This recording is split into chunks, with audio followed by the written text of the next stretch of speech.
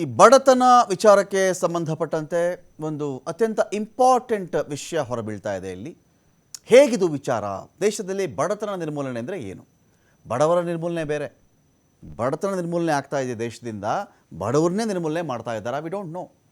ಹತ್ತಿರ ಇತ್ತೀಚೆಗೆ ಬಂದಂಥ ಮಾತೇನು ಅಂತ ಹೇಳಿದ್ರೆ 25 ಕೋಟಿ ಜನ ಈ ದೇಶದಲ್ಲಿ ಬಡತನದಿಂದ ಆಚೆ ಬಂದುಬಿಟ್ರು, ಬಹು ಆಯಾಮದ ಬಡತನದಿಂದ ಆಚೆ ಬಂದರು ಅಂತ.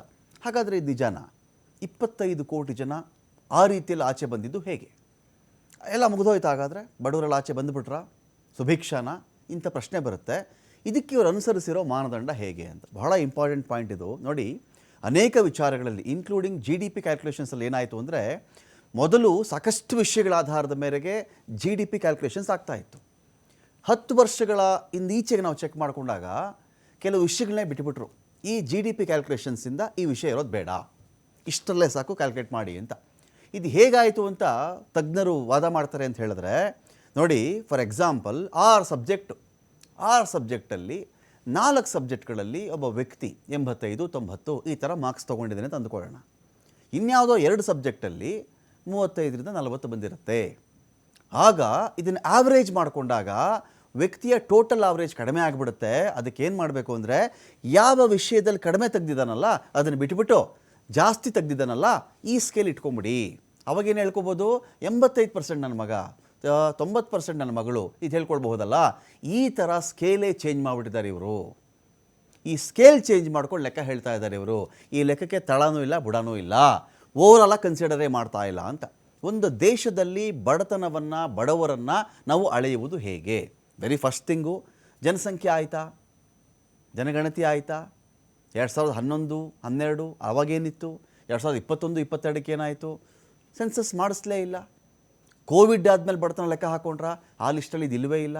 ಭಾಷಣ ಮಾಡ್ತಿರೋದೇನು ಅಂತ ಹೇಳಿದ್ರೆ 25 ಕೋಟಿ ಜನರನ್ನು ನಾವು ಬಡತನದಿಂದ ಆಚೆ ತಂದಿದ್ದೀವಿ.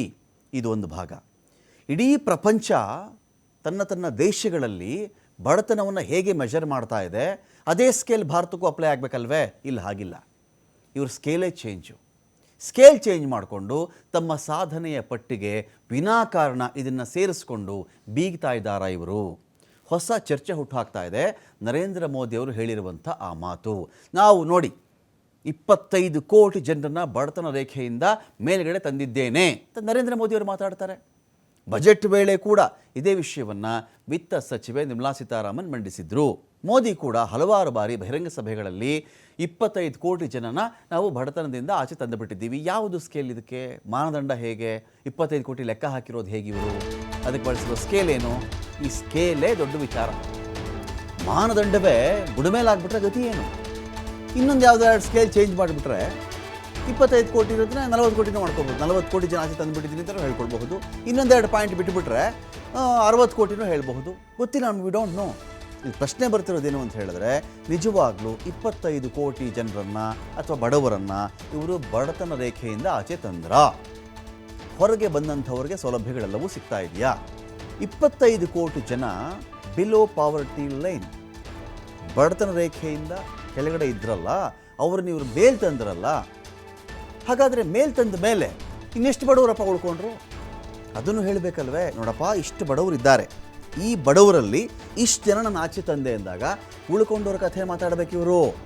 ಇಷ್ಟು ಜನ ಇನ್ನೂ ಬಡವರಿದ್ದಾರೆ, ಅದ್ರ ಬಗ್ಗೆ ಮಾತಿಲ್ಲ. ನಾವು ಹೇಳ್ತೀವಿ ಕೇಳಿ ಆ ಲೆಕ್ಕ ಹೇಗಿದೆ ಅಂತ ಹೇಳಿ. ನಿರ್ಮಲಾ ಸೀತಾರಾಮನ್ ಒಂದು ಕಡೆ ಮಾತಾಡಿದ್ದಾರೆ. ಫಸ್ಟ್ ಇದನ್ನು ಕೇಳಿಸ್ಕೊಂಬಿಡಿ. ನಿರ್ಮಲಾ ಸೀತಾರಾಮನ್ ಏನು ಮಾತಾಡಿದ್ರು, ನರೇಂದ್ರ ಮೋದಿಯವರು ಏನು ಮಾತಾಡಿದ್ದಾರೆ ಕೇಳಿಸ್ಕೊಳ್ಳಿ. ಈ ಬಡತನ ರೇಖೆ, 25 ಕೋಟಿ ಜನ ಬಡತನ ರೇಖೆಯಿಂದ ಆಚೆ ಬಂದಿರೋದು ಯಾವ ಸ್ಕೇಲ್ ಆಧಾರದ ಮೇಲೆ ಅಂತ ನಾವು ಮಾತನಾಡ್ತೀವಿ. Garib Kalyan, Desh Ka Kalyan. We believe in empowering the poor. The earlier approach of tackling poverty through entitlements had resulted in very modest outcomes. When the poor became empowered partners in the development process, government's power to assist them also increases manifold. With the pursuit of Sabka Saath, in these 10 years, the government has assisted 25 crore people to get freedom from multi-dimensional poverty. Direct benefit transfer of 34 lakh crore rupees from the government using PM Jandan accounts has led to savings of 2.7 lakh crores of rupees for the government. This savings has been realized through avoidance of leakages prevalent earlier. The savings have helped in providing more funds. गरीबी हटाओ का नारा देता रहा, कोई सामाजिक न्याय के नाम पर झूठ बोलता रहा, लेकिन देश के गरीबों ने देखा कि सिर्फ कुछ परिवारों के घर अमीरी आई, कुछ ही परिवारों की राजनीति फली फूली, सामान्य गरीब, दलित, पिछड़ा तो अपराधियों और दंगों से सहमा हुआ था। लेकिन अब देश में स्थितियां बदल रही है। मोदी ईमानदारी से आपकी सेवा में जुटा है। इसी का नतीजा है कि हमारी सरकार के 10 वर्षों में 25 करोड़ लोग, यह आंकड़ा बहुत बड़ा है, 25 करोड़ लोग गरीबी से बाहर निकले हैं। जो बाकी बचे हैं उन्हें भी उम्मीद जगी है कि वे भी जल्द ही गरीबी को परास्त कर देंगे। गरीबी हटाओ का नारा देता ಚೆಕ್ ಮಾಡಿಕೊಂಡ್ರೆ ನಾವು ತುಂಬ ಆಘಾತಕಾರಿ ವಿಚಾರಗಳಿವು. ನೋಡಿ, ನಮ್ಮ ದೇಶ ಬಡತನ ರೇಖೆಯಿಂದ ಸಾಕಷ್ಟು ಜನರನ್ನು ಆಚೆ ತಂದಾಗ ನಾವೆಲ್ಲ ಖುಷಿ ಪಡ್ತಕ್ಕಂಥ ವಿಚಾರ. ನನಗಂತೂ ಬಹಳ ಬಹಳ ಖುಷಿಯಾಗುತ್ತೆ ಆ ವಿಚಾರ. ಯಾರೋ ಜನಕ್ಕೆ ಒಂದು ಒಳ್ಳೆಯ ಆಹಾರ ಸಿಗ್ತಾ ಇದೆ, ಅವರು ಅಪೌಷ್ಟಿಕತೆಯಿಂದ ಆಚೆ ಬಂದಿದ್ದಾರೆ. ಈ ದೇಶದಲ್ಲಿ ಶಿಶು ಮರಣ ಪ್ರಮಾಣ ಬಹಳ ಕಡಿಮೆ ಇದೆ. ಈ ಫ್ಯಾಮಿಲಿ ಶಿಶು ಮರಣ ಪ್ರಮಾಣ ಇಲ್ಲವೇ ಇಲ್ಲ, ಕಡಿಮೆ ಆಗಿದೆ ಅಂತ ಬಂದಾಗ ಬಹಳ ಖುಷಿ ಪಡ್ತೀವಿ. ರಕ್ತಹೀನತೆ, ಅನಿಮಿಕ್ ಅಂತೆಲ್ಲ ಕೆಲವು ಕರೀತಾರೆ, ಅದು ಕೂಡ ಇಲ್ಲ ಅಂತ ಬಂದಾಗ ತುಂಬ ಖುಷಿಯಾಗುತ್ತೆ. ಅಂದರೆ ಚೆನ್ನಾಗಿ ಊಟ ಮಾಡ್ತಾ ಇದ್ದಾರೆ, ಒಂದು 2 ಹೊತ್ತು ಒಳ್ಳೆ ಪೌಷ್ಟಿಕ ಆಹಾರ ಸಿಗ್ತಾ ಇದೆ ಅವರಿಗೆ, ಶಿಶು ಆರೈಕೆ ಚೆನ್ನಾಗಿ ಆಗ್ತಾ ಇದೆ. ಇದೆಲ್ಲ ಅಂಶಗಳಲ್ವಾ. ಈ ಅಂಶಗಳ ಆಧಾರದ ಮೇರೆಗೇ ಇದುವರೆಗೂ ಅಥವಾ ವಿಶ್ವಮಟ್ಟದಲ್ಲಿ ಈ ಬಡತನ ಅಳಿಯೋದು. ಇದೇ ಮೂಲ. ಪೌಷ್ಟಿಕ ಆಹಾರ ಸಿಗ್ತಾ ಇದೆಯಾ, ಶಿಶು ಮರಣ ಪ್ರಮಾಣದ ಕಥೆ ಏನಾಗಿದೆ, ರಕ್ತಹೀನತೆ ಇದೆಯಾ ಇಲ್ವಾ, ಇವುಗಳ ಆಧಾರದ ಮೇರೆಗೆ. ಜೊತೆಗೆ ಈ ಹಿಂದೆ ಕೂಡ ಭಾಳ ಇಂಟ್ರೆಸ್ಟಿಂಗ್ ಇದು ನೋಡಿ. ಮೊದಲೆಲ್ಲ ಒಂದು ಗ್ರಾಮೀಣ ಪ್ರದೇಶದಲ್ಲಿ ಮತ್ತು ನಗರ ಪ್ರದೇಶದಲ್ಲಿ ಒಂದು ತಿಂಗಳಿಗೆ ಒಬ್ಬ ವ್ಯಕ್ತಿ ಎಷ್ಟು ಖರ್ಚು ಮಾಡುವುದಕ್ಕೆ ಅವನಿಗೆ ಶಕ್ತಿ ಇದೆ ಎನ್ನುವುದ ಆಧಾರದ ಮೇರೆಗೆ ಬಡತನ ಅಳಿತಾ ಇದ್ದರು. ಇವನಿಗೆ ಇಷ್ಟು ಸಂಪಾದನೆ ಆಗ್ತಿದೆ, ಇಷ್ಟು ಖರ್ಚು ಈಗೇನಾಗಿದೆ ಗೊತ್ತಾ, ಆ ಕ್ಯಾಲ್ಕುಲೇಷನ್ಸೇ ಬಿಟ್ಬಿಟ್ರು. ನೋಡಿ, ಇಲ್ಲಿ ಮೊದಲು ಒಂದು ಗ್ರಾಮೀಣ ಕುಟುಂಬ ತಿಂಗಳೊಂದಕ್ಕೆ 816 ರೂಪಾಯಿ ಖರ್ಚು ಮಾಡಿದ್ರೆ, 816 ರೂಪಾಯಿ ಖರ್ಚು ಮಾಡೋಕ್ಕೆ ಶಕ್ತಿ ಇದ್ದರೆ, ಇನ್ನೊಂದು ಕಡೆ ನಗರ ಪ್ರದೇಶ ಅಂತ ನಾವು ಚೆಕ್ ಮಾಡ್ಕೊಂಬಿಟ್ಟಾಗ ನಗರ ಪ್ರದೇಶ 1000 ರೂಪಾಯಿ ಇಷ್ಟು ಸಾಧ್ಯ ಆಗದಿದ್ದರೆ ಇಂಥವರು ಬಡತನ ರೇಖೆಯಿಂದ ಕೆಳಗಡೆ ಇದ್ದಾರೆ ಅಂತ. ಈಗ ಆ ಸ್ಕೇಲೇ ಇಲ್ಲ, ಆ ಸ್ಕೇಲೇ ತೆಗೆದುಬಿಟ್ರೆ ಈಗ. ಮತ್ತು ಈಗ ಯಾವ ಥರ ಹಾಗಾದರೆ ಬಡವರು ಅಳಿತಾ ಇರೋದು ನಾವು ಅಂತ ನೋಡಿದ್ರೆ ಇಲ್ಲಿದೆ ನಿಮಗೆ ವಿಚಾರ.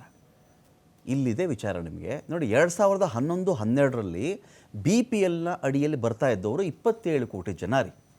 ಬಡತನ ರೇಖೆಯಿಂದ ಕೆಳಗಡೆ ಬಂದಿದ್ದವರು 27 ಕೋಟಿ ಜನ. ಯಾವಾಗ 2011-12ರಲ್ಲಿ ಕೇಂದ್ರ ಸರ್ಕಾರದ ಪ್ರಕಾರ 25 ಕೋಟಿ ಜನ BPLನಿಂದ ಈಗ ಹೊರಬಂದಿದ್ದಾರೆ. ಅಲ್ಲಿದ್ದಿದ್ದು 27 ಕೋಟಿ. ಇವ್ರ ಪ್ರಕಾರ ಈಗ ಹಿಂದೆ ಇವರು 25 ಕೋಟಿ ಜನನ ಬಡತನದಿಂದ ಆಚೆ ತಂದಿದ್ದರೆ ಇನ್ನು ಉಳ್ಕೊಳ್ಳೋದು ಒಂದು 2,72,00,000 ಜನ ಅಷ್ಟೇನಾ? ಇಡೀ ಇಂಡಿಯಾಗೆ ಈ ಮಾತು ನಂಬೋಣ ನಾವು. ಇಡೀ ಇಂಡಿಯಾದಲ್ಲಿ ಇವರು ಲೆಕ್ಕ ಹಾಕಿರೋ ಪ್ರಕಾರ 2,72,00,000 ಜನ ಅಷ್ಟೇ ಬಡವರು ಉಳ್ಕೊಂಡಿರೋದು ಈಗ. ಔಟ್ ಆಫ್ 140 ಕೋಟಿಲಿ 140 ಕೋಟಿ ಜನರಲ್ಲಿ ಈಗ ಇಡೀ ದೇಶದಲ್ಲಿ ಕೇಂದ್ರ ಹೇಳ್ತಿರೋ ಇವರು ಕೊಟ್ಟಿರೋ ಲೆಕ್ಕದ ಪ್ರಕಾರ ಬರೀ 2.25 ಕೋಟಿ ಜನ ಬಡವರಿದ್ದಾರೆ. ಆದರೆ ನೀತಿ ಆಯೋಗದ ಪ್ರಕಾರ ನಾವು ಚೆಕ್ ಮಾಡ್ಕೊಂಬಿಟ್ಟಾಗ 11.28ರಷ್ಟು ಜನ ಬಡವರು ಉಳ್ಕೊಂಡಿದ್ದಾರೆ ಇಲ್ಲಿ. 2011ರ ಜನಗಣತಿ ತೆಗೆದುಕೊಂಡ್ರೆ ನಾವು 126 ಕೋಟಿ ಜನಸಂಖ್ಯೆಯಪ್ಪ. ಇದರಲ್ಲಿ 11.28 ಅಷ್ಟು % ಅಂತ ಹೇಳ್ಕೊಂಡ್ರೆ 14 ಕೋಟಿ 2 ಲಕ್ಷ ಜನ ಈ ಬಹು ಆಯಾಮದ ಬಡವರಾಗಿ ಉಳ್ಕೊಂಡಿದ್ದಾರೆ. ಮೋದಿ ಸರ್ಕಾರದ ಅವಧಿಯಲ್ಲಿ 25 ಕೋಟಿ ಜನ ಹೊರಗಡೆ ಬಂದರು. ಅಂದರೆ 12 ಕೋಟಿಗಿಂತ ಹೆಚ್ಚಿನ ಜನ ಈಗಲೂ ಬಡತನ ರೇಖೆಗಿಂತ ಕೆಳಗಡೆ ಇದ್ದಾರೆ, ಬಡತನದ ದವಡೆಗೆ ಸಿಕ್ಕಾಕೊಂಡಿದ್ದಾರೆ ಅಂತ ಕೇಂದ್ರ ವಾದ ಮಾಡೋದೇನು ಅಂದರೆ, ನೋಡಿ ಆ ಸೂಚ್ಯಂಕ ಈ ಸೂಚ್ಯಂಕ ಅಂತ ಇದೆ, 0.33 ಸೂಚ್ಯಂಕ ಅಂತ ಬರಬೇಕು. BPL ಕುಟುಂಬ ಸೂರಿಲ್ಲ, ಕುಡಿಯೋ ನೀರಿಲ್ಲ, ಸಂಪರ್ಕ ಸಿಗದೇ ಇದ್ದರೆ, ಅಪೌಷ್ಟಿಕತೆ ಇದ್ದರೆ ಇವರೆಲ್ಲ ಬಡವರಲ್ಲ. ಇದು ವಿಷಯ ಏನಿದೆ ಅಂದರೆ ಇದು ನಿಮಗೆ ತುಂಬ ಇನ್ ಡೀಟೇಲ್ ಆಗಿ ತುಂಬ ಸ್ಟುಡಿಯಸ್ ರೀತಿಯಲ್ಲಿ ಹೇಳಕ್ಕೆ ಹೋಗಲ್ಲ ನಾನು. ಇವ್ರ ಲೆಕ್ಕಾಚಾರ ಹೇಗಿದೆ ಅಂತ ಹೇಳಿದ್ರೆ, ನೋಡಪ್ಪ ನಿನಗೆ ಇಲ್ಲಿ ಇವ್ರು ಹೇಳೋದು ಇಷ್ಟೇ ವಿಚಾರ. ಅಪೌಷ್ಟಿಕತೆಯಿಂದ ಒಂದು ಕುಟುಂಬ ಬಳಲ್ತಾ ಇದೆ, ಅವರು ಬಡವರಲ್ಲ. ಅಪೌಷ್ಟಿಕತೆ ಇದೆ ಆ ಕುಟುಂಬದಲ್ಲಿ, ಅವರು ಬಡವರಲ್ಲ. ರಕ್ತಹೀನತೆ ಇದೆ ಆ ಕುಟುಂಬದಲ್ಲಿ, ಅವರು ಬಡವರಲ್ಲ. ಶಿಶು ಮರಣ ಪ್ರಮಾಣ ಇದೆ ಆ ಕುಟುಂಬದಲ್ಲಿ, ಅವರು ಬಡವರಲ್ಲ. ಇಲ್ಲಿ ಇವ್ರ ಸ್ಕೇಲ್ ಏನು ಗೊತ್ತಾ, ಇಲ್ಲಿ ಇವ್ರ ಸ್ಕೇಲ್ ಹೇಳ್ತಿರೋದು ಇಷ್ಟೇ ವಿಚಾರ. ಕುಡಿಯೋ ನೀರಿನ ಸಂಪರ್ಕನೂ ಇಲ್ಲ, ಅವರು ಬಡವರಲ್ಲ.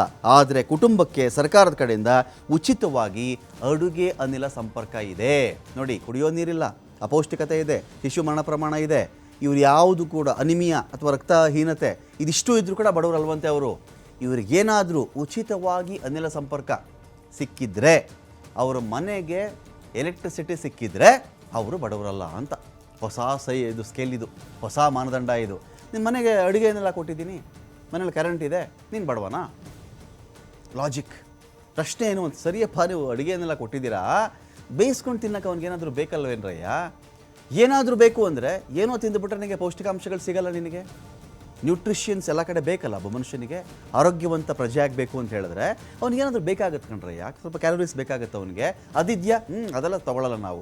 ಅವ್ನು ಗ್ಯಾಸ್ ಕೊಟ್ಟಿದ್ದೀವ, ವಿದ್ಯುತ್ ಕೊಟ್ಟಿದ್ದೀವ, ಅವನು ಹಾಗಿದ್ರೆ ಬಡವ. ಜೊತೆಗೆ ಇನ್ನೊಂದಿದೆ, ಬಾಣಂತನದ ಆರೈಕೆ ಸಿಕ್ಕಿದೆಯಾ ಈ ಮಹಿಳೆಗೆ? ಹಾಂ ಸಿಕ್ಕಿದೆ ಸ್ವಾಮಿ. ಹಾಂ ಹಾಗಿದ್ರೆ ಅವ್ರು ಬಡವರಲ್ಲ ಅಷ್ಟೇ.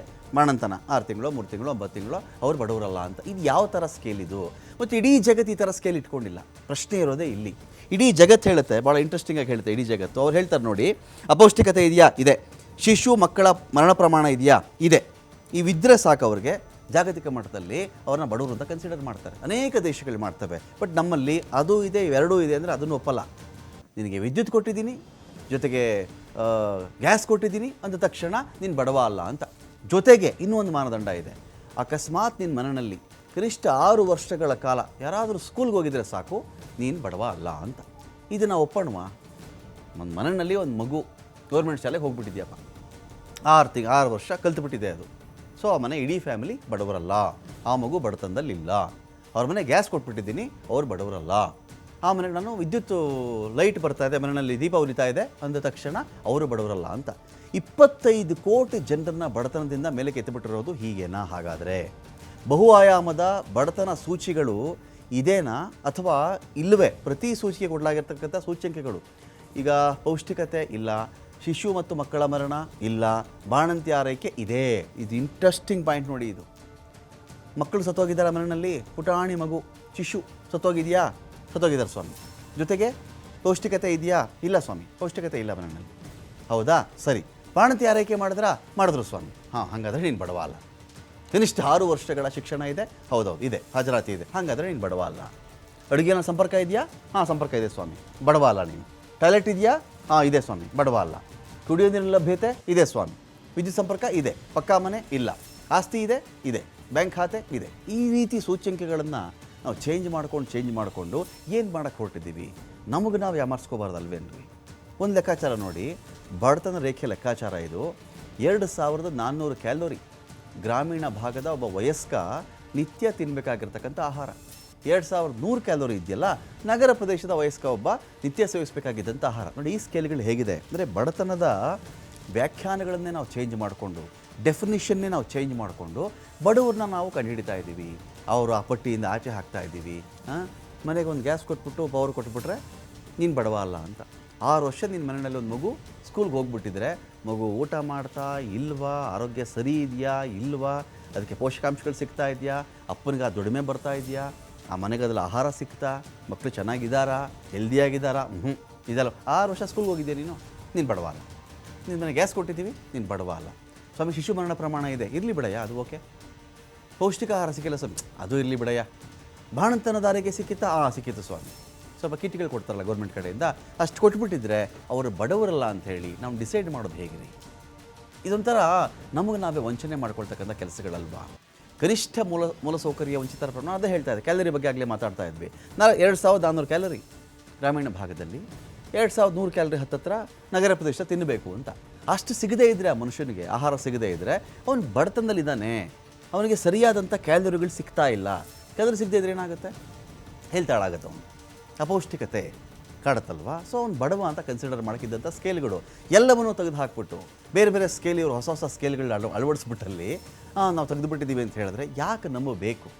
ನಂಬಿಸೋಣಪ್ಪ ಆಯಿತು, ನಂಬಿಬಿಟ್ಟು ಜನ ಚಪ್ಪಾಳೆ ಹೊಡೆದ್ರು ಶಿಳ್ಳೆ ಹೊಡೆದ್ರು, ಆಯ್ತಪ್ಪ. ಬಡವ್ರ ಕಥೆ ಏನಾಗಬೇಕು?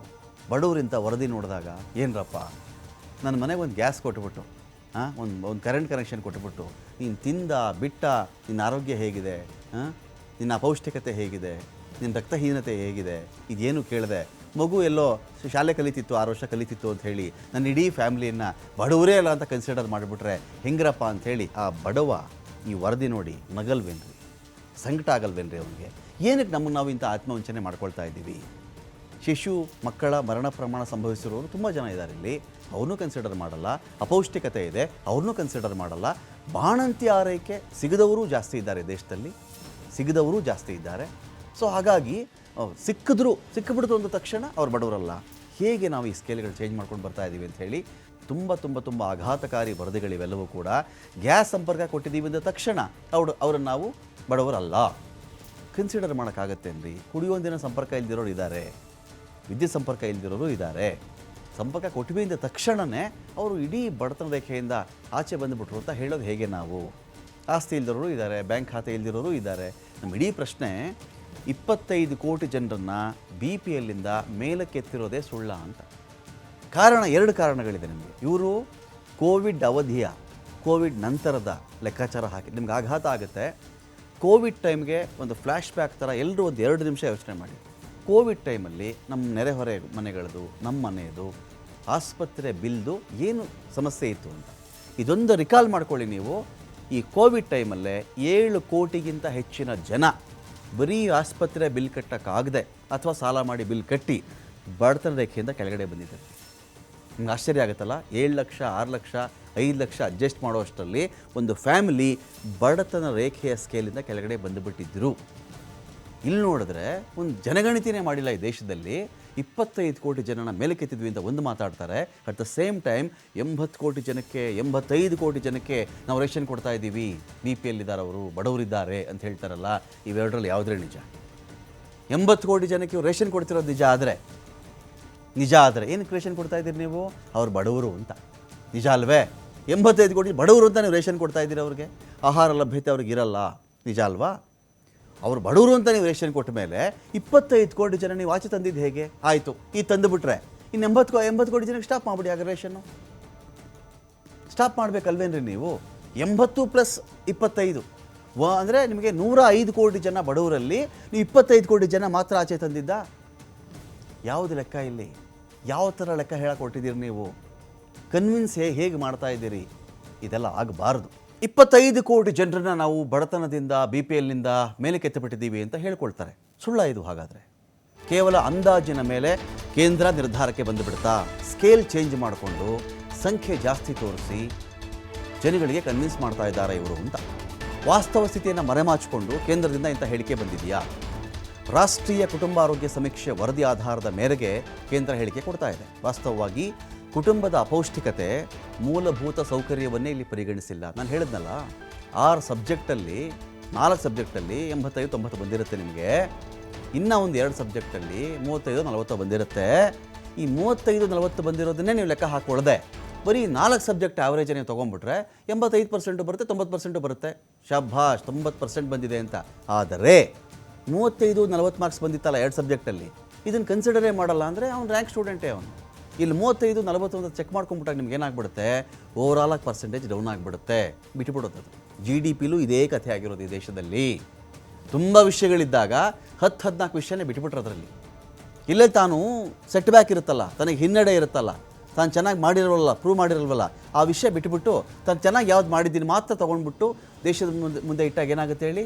ಒಂದು ವಂಡರ್ಫುಲ್, ಅದ್ಭುತ, ಶಭಾಷ್, ಈ ವರದಿಗಳು ಬಂದ್ಬಿಡ್ತಾವಲ್ಲ, ಇದು ಆಘಾತಕಾರಿ. ಒಂದು ಕುಟುಂಬದ ಅಪೌಷ್ಟಿಕತೆ ನೀವು ಕನ್ಸಿಡರ್ ಮಾಡಲ್ಲ, ಮೂಲಭೂತ ಸೌಕರ್ಯ ಕನ್ಸಿಡರ್ ಮಾಡಲ್ಲ ನೀವು, ರಕ್ತಹೀನತೆ ಕನ್ಸಿಡರ್ ಮಾಡಲ್ಲ ನೀವು. ಬಾಣಂತನದ ಆರೈಕೆ ಸಿಗ್ತಾ, ನಿಮ್ಮನೆ ಗ್ಯಾಸ್ ಸಿಗ್ತಾ, ಕರೆಂಟ್ ಸಿಗ್ತಾ ಅಂತ 3 ಪಟ್ಟಿ ಬರ್ಕೊಂಬಿಟ್ಟು ಎಸ್ ಸಿಕ್ಕಿದೆ ಅಂದರೆ ಇವನು ಬಡವ ಅಲ್ಲ, ಫಿನಿಶ್. ಅವನು ಹೊಟ್ಟೆಗೆ ಊಟ ಮಾಡಿದ್ನು ಇಲ್ವೋ? 2400 ಕ್ಯಾಲೋರಿ ಹಿಂದೆ ಹೇಳ್ತಾ ಇದ್ದರು ಗ್ರಾಮೀಣ ಪ್ರದೇಶಕ್ಕೆ, ನಗರ ಪ್ರದೇಶಕ್ಕೆ 2100. ಆ ಕ್ಯಾಲರಿನೇ ಬಿಟ್ಬಿಟ್ಟವ್ರು ಈಗ. ಅದು ಊಟದ ಲೆಕ್ಕಕ್ಕೆ ಇಲ್ಲ ಈಗ. ಇಲ್ಲಿ ನೋಡಿ, ರಕ್ತಹೀನತೆ ಬಿಟ್ಟುಬಿಟ್ರೆ ನಿಮಗೆ 31.52% ಜನ ಬಡತನ ರೇಖೆಯಲ್ಲಿ ಇರ್ತಾರೆ. ರಕ್ತಹೀನತೆ ಬಿಟ್ಟುಬಿಟ್ರೆ, ರಕ್ತಹೀನತೆ ಸೇರಿಸ್ಕೊಂಡ್ರೆ 39.11% ಜನ ಈಗಲೂ ಬಡತನ ರೇಖೆ ಒಳಗಡೆ ಇರ್ತಾರೆ. ಯಾಕೆ ನಾವು ಹಿಂಗೆ ಬಿಟ್ಬಿಟ್ಟು ಆತ್ಮವಂಚನೆ ಮಾಡ್ಕೊಳ್ತಾ ಇದ್ದೀವ ನಾವು? ಒಂದೊಂದು ಸಲಕ್ಕೆ ಒಂದು. ಜೊತೆಗೆ ಕೋವಿಡ್ ಕಾಲದ ಲೆಕ್ಕನೇ ಇಲ್ಲ ಇಲ್ಲಿ, ಕೋವಿಡ್ ಆದಮೇಲೂ ಲೆಕ್ಕನೇ ಹಾಕಿಲ್ಲ ಇವರು. ಒಂದು ದಶಕ ಆದಮೇಲೆ ಒಂದು ಸೆನ್ಸಸ್ ನಡೆದು ಇನ್ನೊಂದು ಸೆನ್ಸಸ್ಗೆ 10 ವರ್ಷಗಳು ಅಥವಾ ಒಂದು ದಶಕ ಸೆನ್ಸಸ್ ಮಾಡಬೇಕಿತ್ತಲ್ಲ. ಸೆನ್ಸಸ್ ಮಾಡೋದು ಅಂದರೆ ಎಷ್ಟು ಜನ ಇದೆ ಟೋಟಲ್ಲು? ಅದಲ್ಲ, ಅವ್ರದ್ದೊಂದು ಸಾಮಾಜಿಕ ಸ್ಥಿತಿ, ಆರ್ಥಿಕ ಸ್ಥಿತಿ ಎಲ್ಲವೂ ಕೂಡ ಬಂದುಬಿಡ್ತಾವೆ ಅದರ ಲೆಕ್ಕಾಚಾರದಲ್ಲಿ. ಅದನ್ನು ಮಾಡೇ ಇಲ್ಲ. ಅದನ್ನು ಮಾಡದೆ ಕೋವಿಡ್ಗೆ ಮುಂಚೆ ಲೆಕ್ಕ ಇಟ್ಕೊಂಡ್ಬಿಟ್ಟು ಸಾಧಿಸ್ತೆ ಅಂತ ಹೇಳೋದು. ಜೊತೆಗೆ ಇವರೇ ಹೇಳ್ತಾರೆ, ಇದು ಬಡತನ ಅಂತ ಬಂದಾಗ ಇವ್ರದ್ದು ಈ ಸ್ಟೇಟ್ಮೆಂಟು, 25 ಕೋಟಿ ಜನ ಆಚೆ ತಂದುಬಿಟ್ಟಿದ್ದೀವಿ ನಾವು ಅಂತ. ರೇಷನ್ ಕೊಡ್ತಾ ಇದ್ದೀರಾ ಅಂತ ಕೇಳಿದ ತಕ್ಷಣ ಹೌದೌದು 80 ಕೋಟಿ ಜನಕ್ಕೆ ಕೊಡ್ತಾ ಇದ್ದೀವಿ ನಾವು, 85 ಕೋಟಿ ಜನಕ್ಕೆ ಕೊಡ್ತಾ ಇದ್ದೀವಿ ಅಂತ. ಇವೆರಡರಲ್ಲಿ ಯಾವುದಾದ್ರೂ ಒಂದು ಮಾತ್ರ ನಿಜ ಆಗಿರ್ಬೇಕು ರೀ. ಎರಡೂ ನಿಜ ಆಗಿರೋಕ್ಕೆ ಸಾಧ್ಯನೇ ಇಲ್ಲ. ಇಲ್ಲ ಬಡವರು ಇದ್ದಾರೆ 85 ಕೋಟಿ ಜನ ಒಪ್ಕೊಳ್ಳಿ, ಇಲ್ಲ 25 ಕೋಟಿ ತಂದಿದ್ದೀವಿ ಅನ್ನೋದನ್ನು ಸುಳ್ಳು ಅಂತ ಆದರೂ ಹೇಳಬೇಕು ನೀವು. ಕಾಗದದ ಮೇಲಿನ ಅಂದಾಜಿನ ಇಟ್ಕೊಂಡು ಅಪೌಷ್ಟಿಕತೆ, ಶಿಶು ಮರಣ ಇಳಿಕೆ ಆಧಾರದ ಮೇರೆಗೆ ನಿರ್ಧಾರಕ್ಕೆ ಬಂದುಬಿಟ್ರೆ ಕಷ್ಟ ಸ್ವಾಮಿ. ನಮ್ಮದೇ ದೇಶದ ಜನ, ನಮ್ಮ ಅಕ್ಕಪಕ್ಕ ವಾಸ ಮಾಡುವಂಥ ಜನ, ಅವರು ಬಡವರಾಗಿಲ್ಲ, ಅವರೆಲ್ಲ ಚೆನ್ನಾಗಾಗಿಬಿಟ್ಟಿದ್ದಾರೆ, ಮಿಡ್ಲ್ ಕ್ಲಾಸ್ ಬಂದುಬಿಟ್ಟಿದ್ದಾರೆ, ಲೋವರ್ ಮಿಡ್ಲ್ ಕ್ಲಾಸಲ್ಲಿ ಇದ್ದಾರೆ ಅಂತ ಹೇಳೋದಿದೆಯಲ್ಲ, ತಪ್ಪಾಗುತ್ತೆ ಇದು. ಅಡುಗೆ ಅನಿಲ, ವಿದ್ಯುತ್ತು, ಕುಡಿಯೋ ನೀರು, ಬ್ಯಾಂಕ್ ಖಾತೆ, ಶೌಚಾಲಯ ಲಭ್ಯತೆ, ಬ್ಯಾಂಕ್ ಬರ್ತಾರೆ, ಒಂದು ಸೈನ್ ಮಾಡಿಸ್ಕೋತಾರೆ, ಅಕೌಂಟ್ ಆಗಿದೆ ಹೋಗಯ್ಯ ಅಂತಾರೆ. ಅವ್ನು ಬಡವ ಅಲ್ಲ, ಅಲ್ಲಿಗೆ ಅಕೌಂಟ್ ಇದ್ದ ತಕ್ಷಣ ಬಡವ ಅಲ್ಲ. ಅಕೌಂಟಲ್ಲಿ ಎಷ್ಟು ಹಣ ಇದೆ ಅದನ್ನು ನೋಡಿ ಸ್ವಾಮಿ. ಮನೆಗೆ ನಾನು ಗ್ಯಾಸ್ ಕೊಟ್ಟುಬಿಟ್ಟೆ, ನೀನು ಬಡವ ಅಲ್ಲ. ಗ್ಯಾಸ್ ಒಲೆ ಮೇಲೆ ಏನಾದರೂ ಆಹಾರ ಬೇಯ್ತಾ ಸ್ವಾಮಿ? ಬೆಂದಿದೆಯಾ? ಊಟ ಮಾಡಿದಾನ ಅವನು? ಮಾಡಿದಾನಾ?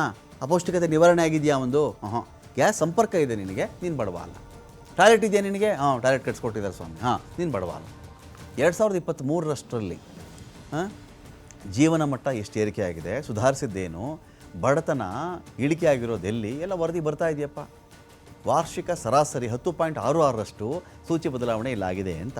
ಇದಕ್ಕೆಲ್ಲ NFHS ಅದೇ ಹೇಳಿದ್ನಲ್ಲ, ರಾಷ್ಟ್ರೀಯ ಮಟ್ಟದಲ್ಲಿ ಒಂದು ಫ್ಯಾಮಿಲಿಯ ಹೆಲ್ತ್ ಸರ್ವೆ ಇದು ಮಾಡಿಕೊಂಡಾಗ ಇದಕ್ಕೆ ವರದಿನ ಆಧಾರವಾಗಿ ಇಟ್ಕೊಂಡು ಹೇಳ್ತಾ ಇದ್ದಾರೆ ಇವರು.